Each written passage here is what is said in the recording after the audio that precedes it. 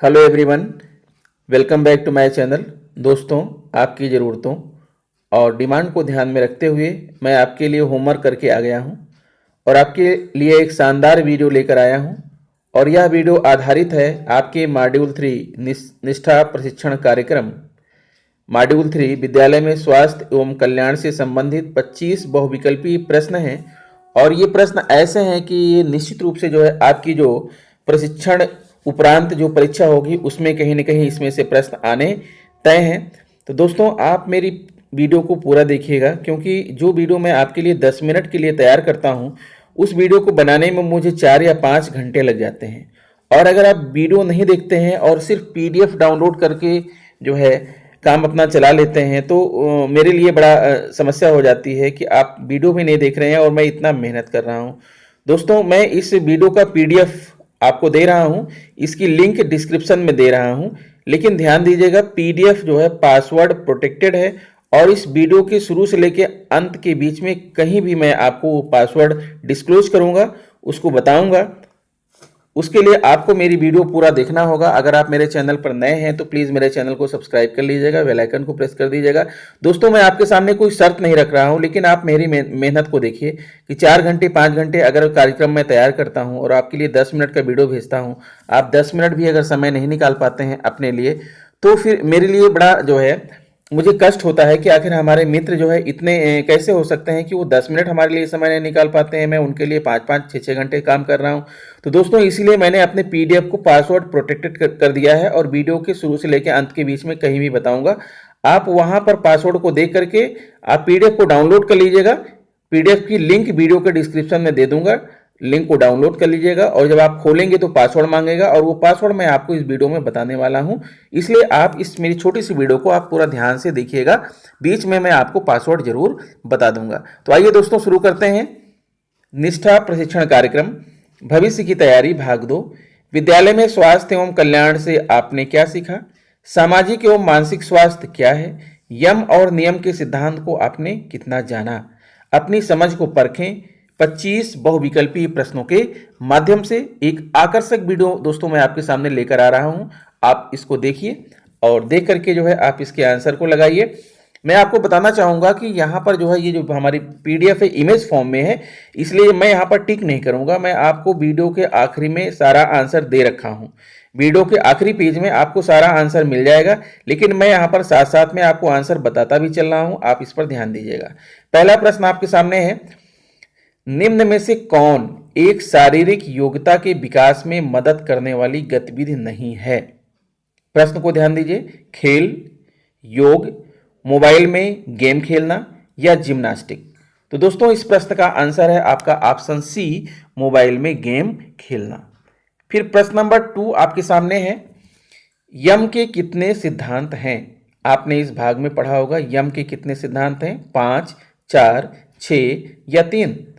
तो इस प्रश्न का सही जवाब है आपका ऑप्शन ए, यम के 5 सिद्धांत हैं।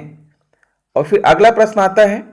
अगला प्रश्न देखिए, निम्न में से कौन यम का सिद्धांत नहीं है?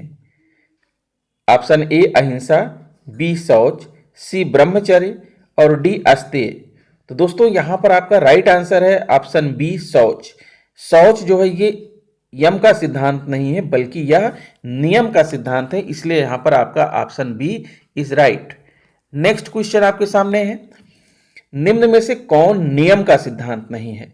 तो यहां पर 4 ऑप्शन दिए गए हैं, ए बी सी डी। आप देखिए, संतोष, तपस, ईश्वर प्रणिधान या अस्तेय। तो दोस्तों, यहां पर आपका ऑप्शन डी सही है। अस्तेय जो है ये नियम का नहीं बल्कि ये यम का सिद्धांत है, तो इसलिए यहां पर आपका ऑप्शन डी इज राइट। अगला क्वेश्चन है क्वेश्चन नंबर 5, नियम के कितने सिद्धांत हैं? तो दोस्तों, बताना चाहूंगा यम और नियम दोनों के ही 5-5 सिद्धांत हैं। तो यहां ऑप्शन है 4, 8, 7, इनमें से कोई नहीं। तो इसका मतलब यह है कि आपका ऑप्शन डी सही है, इनमें से कोई नहीं, क्योंकि नियम के 5 सिद्धांत हैं और इस विकल्प में 5 कहीं भी दिया नहीं हुआ है। फिर अगला प्रश्न आपके सामने आ रहा है, आप देखिए, विद्यालय में स्वास्थ्य और कल्याण नामक मॉड्यूल में किस बात पर विशेष ध्यान रखा गया है? शिक्षा को जेंडर भेदभाव से मुक्त रखना, शिक्षा को समावेशी बनाना, योग के सारे नियम सिखाना, विकल्प ए और बी दोनों सही हैं। तो दोस्तों ये दो प्रमुख बातें हैं, विकल्प ए और बी, शिक्षा को जेंडर भेदभाव से मुक्त रखना और शिक्षा को समावेशी बनाना, इस जो है मॉड्यूल का यही प्रमुख उद्देश्य है। तो आपका यहां पर विकल्प डी इज राइट। ठीक है, अगला प्रश्न है 7वां क्वेश्चन नंबर आपके सामने है, निम्न में से विद्यालय में स्वास्थ्य और कल्याण के शिक्षण शास्त्र और संसाधन क्या हैं? जब आप जो है विद्यालय में स्वास्थ्य और कल्याण के शिक्षण शास्त्र और संसाधन पर ध्यान देंगे तो आपको मिलेगा केस अध्ययन, भूमिका निर्वाह की स्थिति, स्वशिक्षण गतिविधियां, उपर्युक्त सभी। तो यहां पर आपका जो आंसर है वो ऑप्शन डी है, यानी कि उपर्युक्त सभी इसका राइट आंसर है। फिर अगला प्रश्न है, विद्यालय में स्वास्थ्य और कल्याण नामक प्रशिक्षण के पश्चात एक शिक्षक किन चीजों में सक्षम होंगे? ऑप्शन ए स्वास्थ्य और कल्याण की अवधारणा को समझने में, ऑप्शन बी विद्यालय में बच्चों के लिए स्वस्थ वातावरण के महत्व को समझने में, ऑप्शन सी बच्चों के बीच स्वस्थ मनोभाव और व्यवहार को विकसित करने के लिए अपनाई जाने वाली शैक्षणिक प्रक्रियाओं के बारे में समझने में। तो दोस्तों इस प्रश्न का सही जवाब है आपका ऑप्शन डी, यानी उपर्युक्त तीनों ही विकल्प आपके सही हैं। अगला प्रश्न है, शारीरिक स्वास्थ्य के बारे में क्या सत्य है? हमारे समग्र स्वास्थ्य का केवल एक पहलू है, यह बीमारियां चोट से मुक्त होने की अवस्था है। शारीरिक स्वास्थ्य की समझ के लिए शारीरिक विकास, शारीरिक योग्यता, स्वस्थ और स्वच्छ भोजन की आदतों आदि के बारे में जागरूकता की आवश्यकता होती है। तो ये तीनों ही स्टेटमेंट, तीनों ही कथन यहाँ पर सही हैं, इसलिए आपका यहाँ पर विकल्प डी इज राइट।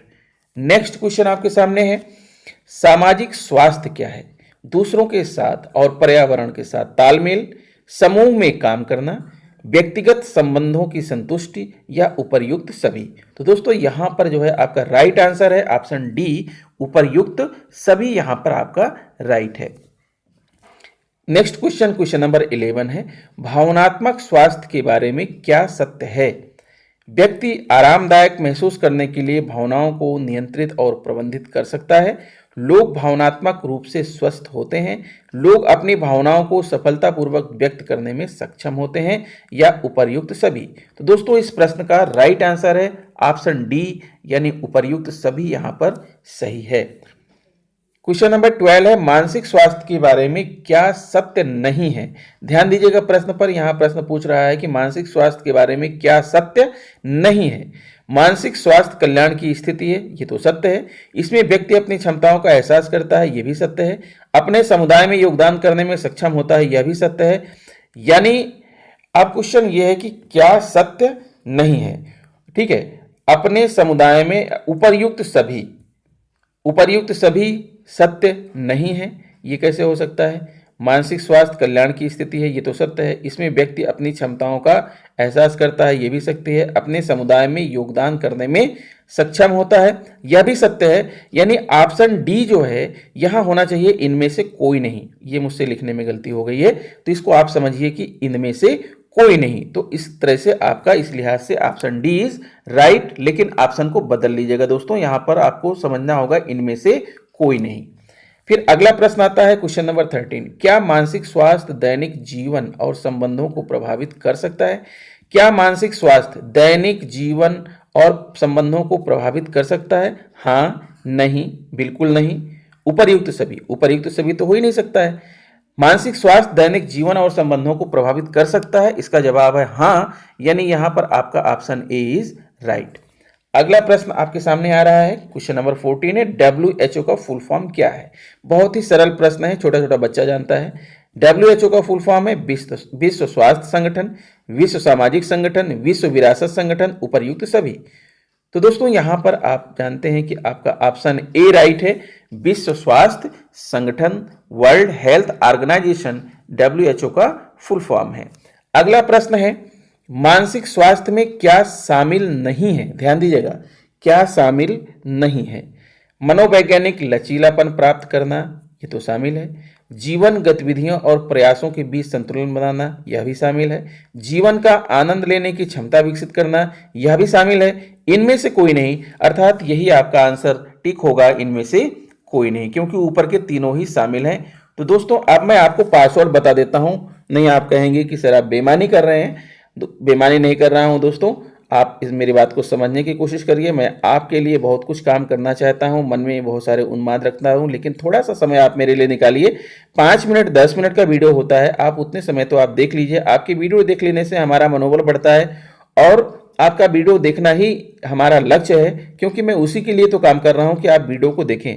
सिर्फ पीडीएफ शेयर कर देना हमारा लक्ष्य नहीं है। खाली पीडीएफ शेयर कर देने का कोई मीनिंग नहीं होता है, वो तो जो है बुक में भी लिखा होता है, हर जगह लिखा होता है, लेकिन आप मेरा वीडियो देखते हैं तो उससे थोड़ा सा मुझे खुशी होती है।